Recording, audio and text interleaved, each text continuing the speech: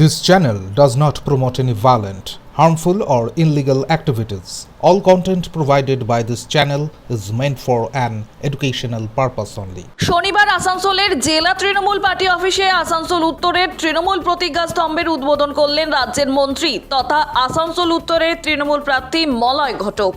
আগামী দিনে আসানসোল উত্তর বিধানসভা কেন্দ্রে মানুষের জন্য কাজের নিরিখে কোন কাজকে বিশেষ গুরুত্ব দেওয়া হবে তা নিয়ে এদিন জানান মন্ত্রী।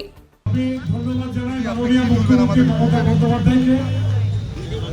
তিনি আগামীকাল আমাদের আসানসোলে আসছেন আসানসোল উত্তর এবং দক্ষিণ বিধানসভার সমর্থনে, প্রার্থীদের সমর্থনে তার বক্তব্য রাখতে। আমরা বিভিন্ন আসানসোলের প্রয়োজন এবং সংকটের কথা তাকে জানিয়েছিলাম। আমরা জানিয়েছিলাম যে আসানসোল উত্তর এখন একটা বিধানসভা যার চারিদিকে কোনো নদী নেই।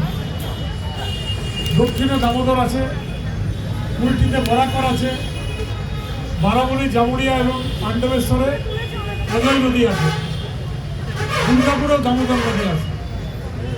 তো তুমি আগামী যে 5 বছরের আমাদের যে ম্যানিফেস্টো, তাতে তিনি বলেছেন যে পানীয় জলের সংকট দূর করতে আসানসোল উত্তর বিধানসভার অধিবাসীদের জন্য ডেডিকেটেড ড্রিঙ্কিং ওয়াটার স্কিম তিনি করে দেবেন, যাতে আসানসোল উত্তরের কোনো অধিবাসীর পানীয় জলের কোনো সংকট আগামী দিনে না থাকে।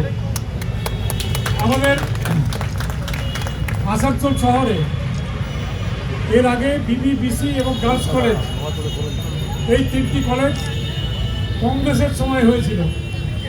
তারপরে আমরা মাননীয় মুখ্যমন্ত্রীর নেতৃত্বে হিন্দি কলেজ এবং সেন্ট জেভিয়ার্স কলেজ করা হয়েছে। কিন্তু তিনি এবারে আসানসোলে একটি সরকারি ডিগ্রি কলেজ তিনি স্থাপন করবেন, তার প্রতিশ্রুতি দিয়েছেন। একটি সরকারি স্কুল, গভর্নমেন্ট স্কুল আসানসোলে হবে, তিনি সেটাও প্রতিশ্রুতি দিয়েছেন। এবং সবথেকে বড় কথা যে আসানসোলের যে বিজনেস, আসানসোলের যে ইকোনমি, সেই ইকোনমিটা মোটামুটি নির্ভরশীল আশেপাশের জেলার মানুষের উপরে। তো দামোদরের উপরে তিনি একটি ব্রিজ স্থাপন করে আসানসোলের সঙ্গে পুরুলিয়া এবং বাঁকুড়ার যে দূরত্ব, সেই দূরত্বকে অনেক কমে যাবে এবং আগামী দিনে আসানসোলের শহর এবং আসানসোলের ব্যবসা 10 থেকে 20 গুণ বেশি বৃদ্ধি পাবে। তাই আসানসোলের ভবিষ্যতের কথা চিন্তা করে তিনি এটা করেছেন।